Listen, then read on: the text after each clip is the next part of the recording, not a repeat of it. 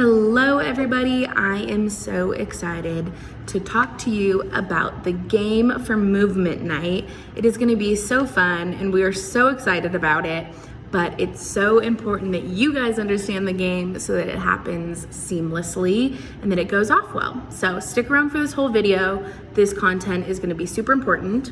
This game is going to be, it's kind of like escape roomy. So there are riddles and codes that you have to decode and all of those fun things. There's also some video elements, and we're calling the game To Solve Snivek, which is Kevin's Lost backwards. And for all of you leaders, you all are going to want to watch this because you guys are the ones who are leading the game. It will look a little different at watch parties than it will online. So if you're an online leader, you will most likely be the person filling the navigator role. Whereas if you are at a watch party, there's probably multiple leaders, so only one person really needs to fill the navigator role. But still, stick around because this information is really important and all leaders can help make this game go smoothly. So the navigator, you've kind of heard me throw this word around. The navigator role is so important. They're leading the game.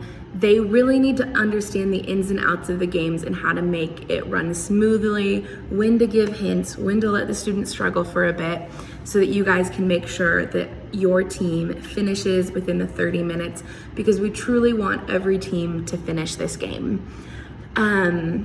A summary kind of what this game is. The premise is that we have lost Kevin. He has gone a little mad scientist in preparing for his message for movement night, and we can't find him, but he's left us this like coded breadcrumb trail to try to find him or try to find what he's left us.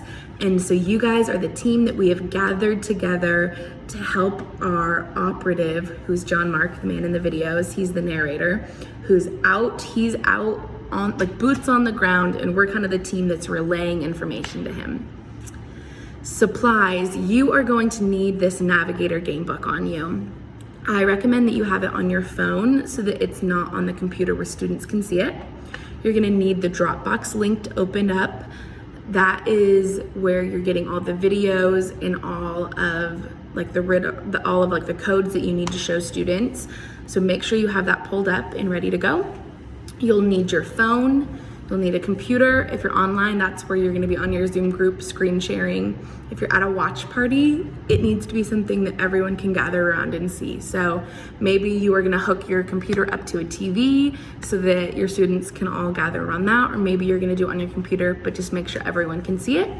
And then some basic acting chops.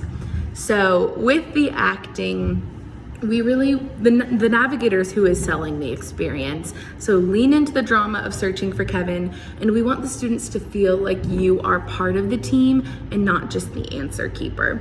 So there'll be times that you need to pretend to receive texts, or you need to pretend to send texts out.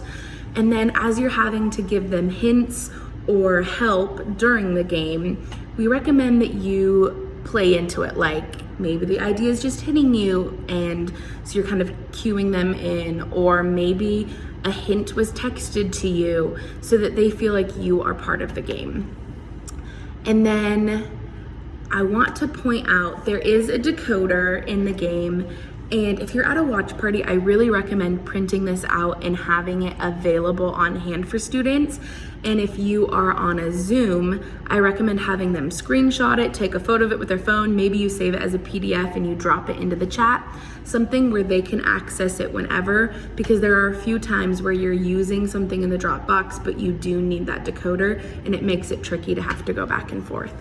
So without further ado, let us jump into the game flow, and I'm gonna walk you through what it looks like, this game looks like from head to tail.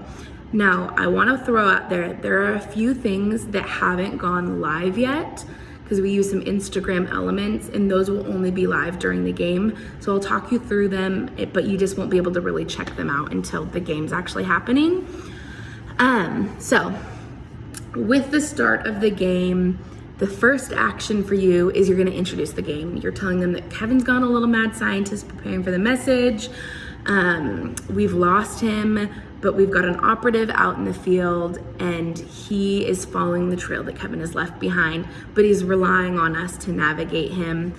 And I would really suggest that you tell your students to maybe have some paper or a pen on hand to take notes and kind of help keep track of things. And then you will go to the Dropbox. Let me pull mine up. You'll go to the Dropbox and you are going to play, oh, sorry guys. You're going to play video 1. I tried to make sure that all of this stuff is in order, so it should run really smoothly for you. So you'll play video 1, and in that video, the narrator, John Mark, tells the students that he's lost Kevin, but that he's out here and he's found this decoder that Kevin has left behind for him, but he hasn't been able to figure it out, so he's sending a copy of it to you. Can you figure it out? So then after that video, you will pull up this decoder. Once again, this is what I told you guys would be helpful to print out for your students or to have them screenshot. So give them a few minutes to look at that. If they're really struggling to figure it out, you can cue them in of like, how many symbols are there? Oh, it's the same amount as the alphabet. Maybe this is the alphabet, because that's what it is. And then once they figured it out, be like, okay, that's a tool for us in our tool belt. Let's stick that in our back pocket. But I also just got a text with a riddle, so let's see if we can figure that out. So your next action is gonna be pulling up the riddle from the Dropbox. And the riddle is emoji based. It's go to Fresh Life Church's Instagram highlights. And so your students will need to work together to figure out what they're supposed to do. If they are struggling, maybe kind of break it down like, what could green represent? Red means stop, so maybe green means go. Oh, it's a church, maybe that's Fresh Life Church. Camera heart, the heart reminds me of Instagram, maybe it's Instagram. What could a wave mean? Hi, oh, what's that thing? It's a flashlight, highlights. Once they figure out that that's what they're supposed to do, they will go to Fresh Life Church's Instagram. This part isn't live yet, but the highlights on our Instagram, the covers are gonna be changed to these symbols. So the students will see these, each two will be like a little symbol cover. So they will need to use that decoder to figure out what symbols represent what letters in the alphabet. So then they'll get the letters and then they will need to unscramble it to create a word. And the word is cottonwood. Now, if your students are struggling to figure out cottonwood, here's some hints. It's in a forest. It's one word that is made up of 2 words. It's a type of tree. Once they have cottonwood, then you are going to go back to the Dropbox and play video number 2. In that video, the narrator looks for some cottonwood trees. He finds a tree, and then pinned to it, there's a little rolled up piece of paper that is another code. So he sends a photo to you that you can pull up from the Dropbox. It is labeled as code number 2. This is one where the alphabet, having it already printed or screenshotted, will be really important because this code is in the Dropbox, so otherwise you'll have to be bouncing between 2 files and that gets tricky. So that code looks like that. So once again, they'll need to unscramble the symbols to represent the letters in the alphabet and then unscramble that into a word. The word is going to be onward. So hints for them, it's a directional word. When we played this game in person, I just started kind of like shouting out, not shouting out, but listing out things like under, on, forward. And as I did that, they were like, oh, onward. So that's a hint for that. And then you will text onward to the narrator and then play video number 3. So in video number 3, the narrator receives the text, he moves onward, and then he ends up dropping the decoder in some water. He tells the students that at one point, Kevin said something to him and he kept saying it and it didn't really make sense at the time, but maybe it would be helpful. It was, if you're ever lost, head to the Fresh Life students' Instagram. And when you go to the student's Instagram, one of the more recent posts is a picture. It looks like some sheets outside drying, and it says "feeling lost?" ? And in the caption, it has something that's like, "Feeling lost? Don't do life alone. Get a crew to help you navigate. Join a students group. Click the link in our bio." So you'll click the link in the bio.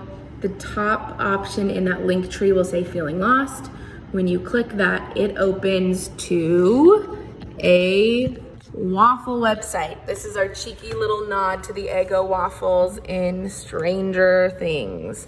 As students scroll around on this webpage, there is only one action available, and that is clicking the play button on this waffle commercial, which turns out to actually be a message from Kevin.